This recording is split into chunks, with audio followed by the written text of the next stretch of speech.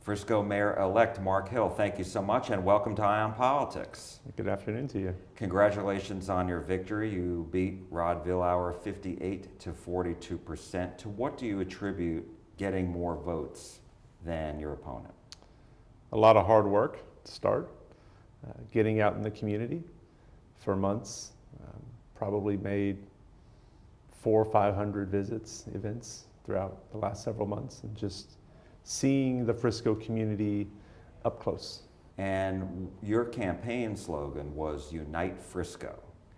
How important was that to your victory?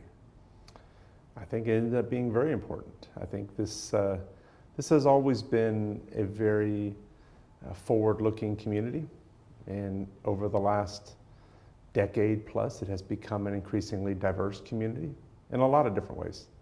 And I think the city was ready for a voice that tried to be unifying in its message. And why did you settle on Unite Frisco? What was going on in the city that led you to have that as your main slogan? Yeah, it's early, I mean, obviously at the very beginning of the campaign. More than anything at that time, I think there were just various factions of the city that was taken away from all the good the city had been done. And I was trying to take an approach that didn't really focus on one right and one wrong. I really tried to take an approach of, we've got different parts of a city, we're a big dynamic city now, how do we just bring those pieces together? We've seen, a lot of people from outside Frisco come to city council meetings, raise concerns, whether it be H-1B visa fraud, whether it be building new mosques, as far as certain populations, the Indian population, Sharia law, and I'm wondering, does the city still need to heal from that? Or is that something that's going to still be a part of your being mayor, where your campaign slogan? I think the city will certainly need to heal. I mean, it's been through a lot over the last numerous months regarding the political campaign, just in general. I don't think that cures itself overnight. I think the coming months will be a healing process, like I said, a forward-looking process. I think city council meetings should be a place for our residents and stakeholders to feel welcome and to hear from city leadership on things that are impacting their lives daily. And that's going to be a major motivation of mine when I get in there.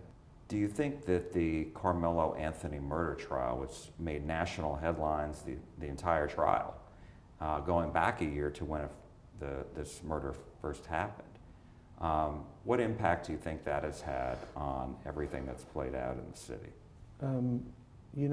It has been, going through the legal process, and have just tried to be very respectful to all involved, the families involved. It's a tragedy. The legal process has run its course and is running its course, and the community can hopefully begin to heal from that as well. And what are your priorities? You take office July 7th. What do you want to do?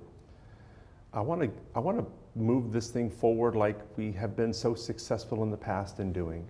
Frisco is an amazing city. Most people in North Texas know that. It's why me and my family live here and continue to live here.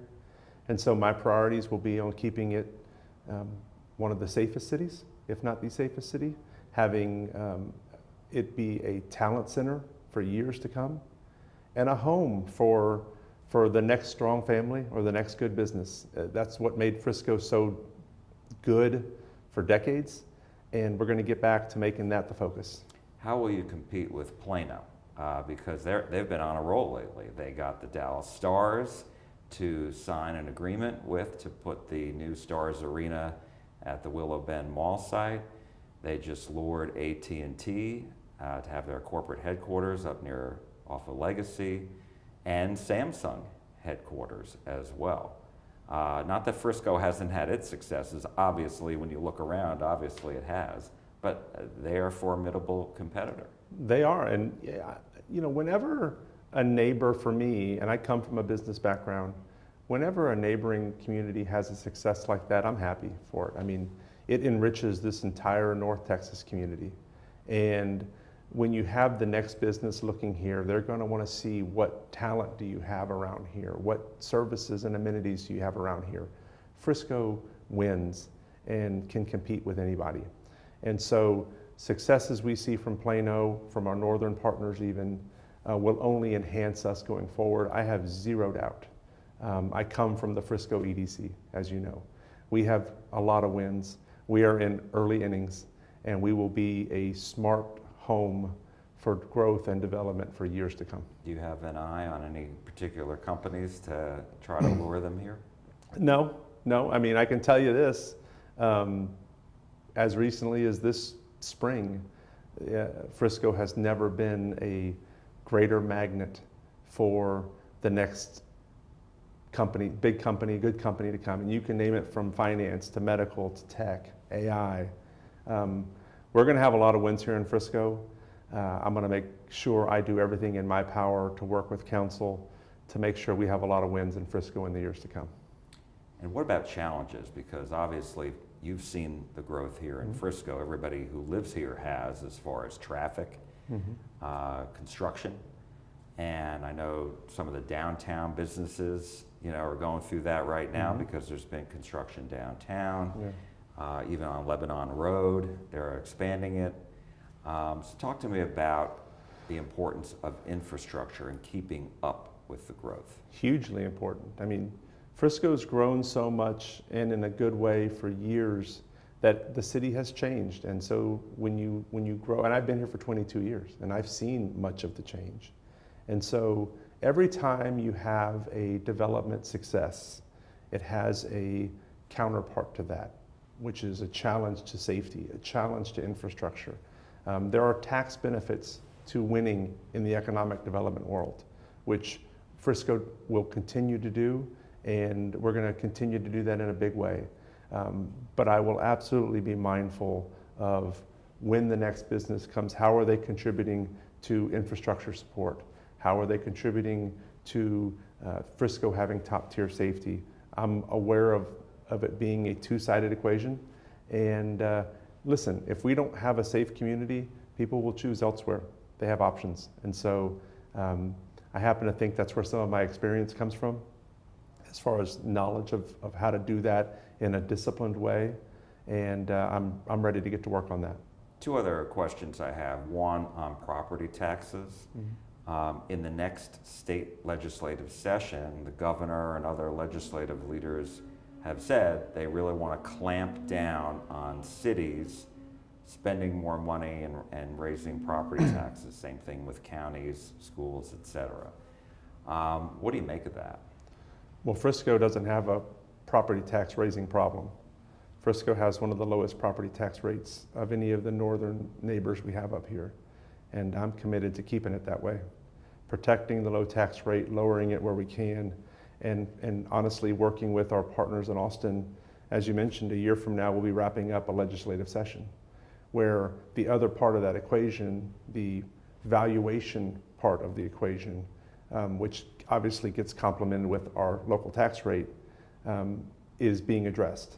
And I'm very much looking forward to Austin and our legislators up here, which I have a relationship with them, trying to work with them in a collaborative way to make sure the impact on our residents here in Frisco benefit from lower taxes. I was reading your website, and one thing that you mentioned is Senate Bill 840 that you want to repeal, and that is the bill that passed last session that makes it easier for the conversion of commercial structures, commercial buildings into residential, and same thing with commercial properties into residential for housing purposes, because the state has a housing shortage. Why do you want to repeal that? There's very little appetite in the city of Frisco for multifamily housing.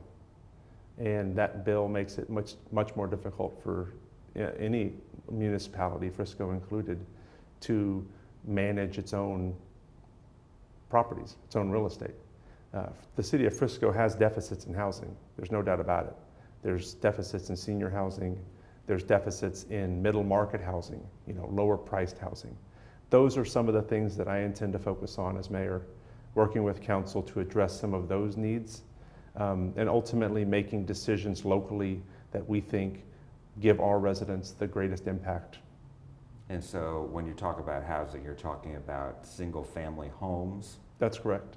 not apartments. That's correct. I mean, if you look at what's impacting the city of Frisco right now, is our home values are high, and until Austin can remedy some of the property tax situation, which Governor Abbott's already speaking about, so that's a very healthy thing.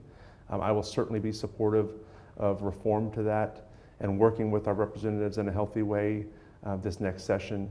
But there are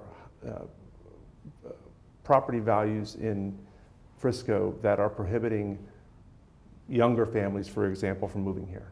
I bought my first house with my wife in Frisco 22 years ago. Very few people, I think, are buying their first home in Frisco these days. It's impacting the school district, it's impacting the city.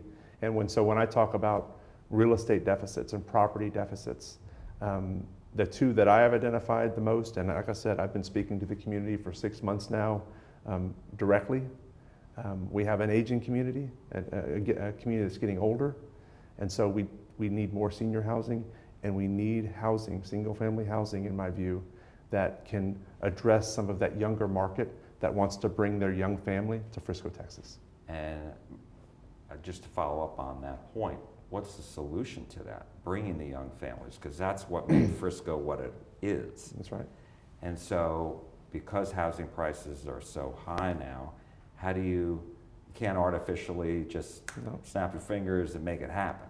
No, you work with developers, you work with the next, we still have 10 to 15% of our real estate to be developed. So we work with developers on a go-forward basis to make sure that we are addressing some of that market need here. Real estate's a supply and demand cycle. I'm a free market person, I understand that.